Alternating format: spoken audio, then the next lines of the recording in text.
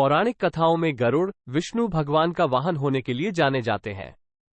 लेकिन क्या आप जानते हैं कि गरुड़ बनने से पहले वो एक शक्तिशाली नाग था, जिसके मन में अपनी माता के प्रति अगाध श्रद्धा थी? ये कहानी गरुड़ के अदम्य विश्वास और विष्णु भगवान की कृपा की गाथा है। कश्यप ऋषि और उनकी पत्नी विंता के दो पुत्र थे, अरुण, जो सूर्यदेव का सारथी बना, और गरुड़। गरुड़ नाग जाति का था, लेकिन वह अपने बाकी भाइयों से भिन्न था। वह दयालु और बुद्धिमान था।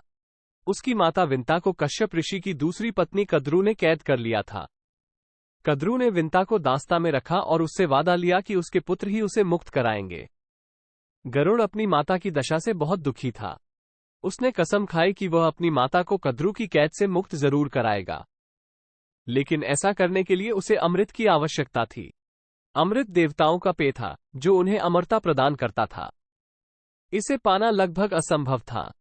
गरुड़ ने अमृत प्राप्त करने के लिए कठोर तपस्या की। उसने भगवान सूर्य की उपासना की और उनकी तीव्र गर्मी को सहने की शक्ति प्राप्त की। इसके बाद वह स्वर्गलोक की ओर उड़ान भरा, जहां अमृत रखा जाता था। स्वर्गलोक के देवताओं ने गरुड़ को रोकने की कोशिश की, लेकिन वह इतना शक्तिशाली था कि उन्हें हरा दिया।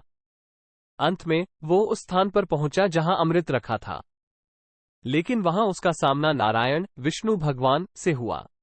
विष्णु भगवान गरुड़ की शक्ति और दृढ़ निश्चय से प्रभावित हुए। उन्होंने गरुड़ को समझाया कि अमृत देवताओं के लिए आवश्यक है और उसे चुरा लेना ठीक नहीं होगा। उन्होंने गरुड़ को यह भी बताया कि उसकी माता को मुक्त कराने का दूसरा रास्ता भी है। विष्णु भगवान ने कद्रू से बात की और उन्हें वचन दिया कि गरुड़ उनकी दास्ता स्वीकार कर लेगा, लेकिन एक शर्त पर। वह शर्त यह थी कि गरुड़ कद्रू के पुत्रों को अमृत के बदले में भोजन के रूप में दे देगा। कद्रू सहमत हो गई। गरुड़ ने कद्रू की सेवा की और उनके नाग पुत्रों को भोजन के रूप में दे दिया। अंत में विष्णु भगवान स्वयं कद्रू के पास जल के 2 कलश लेकर आए। उन्होंने कहा कि इनमें से एक में अमृत है और दूसरे में मृत्यु का जल। ये चुनने का अधिकार उन्होंने कद्रू को दिया। कद्रू ने चमकदार कलश को अमृत समझकर चुन लिया। विष्णु भगवान ने कलश का ढक्कन खोला और उसमें से मृत्यु का जल निकला। इस तरह माता के प्रति अंधभक्ति के कारण कद्रू को अमृत प्राप्त नहीं हुआ। गरुड़ ने विष्णु भगवान की सहायता से अपनी माता को कद्रू की कैद से मुक्त करा लिया। इसके बाद गरुड़ ने विष्णु भगवान को अपना स्वामी स्वीकार कर लिया और उनका वाहन बन गए। ये कहानी हमें कई महत्वपूर्ण सीख देती है। ये हमें सिखाती है कि माता पिता के प्रति श्रद्धा और विश्वास कितना महत्वपूर्ण है।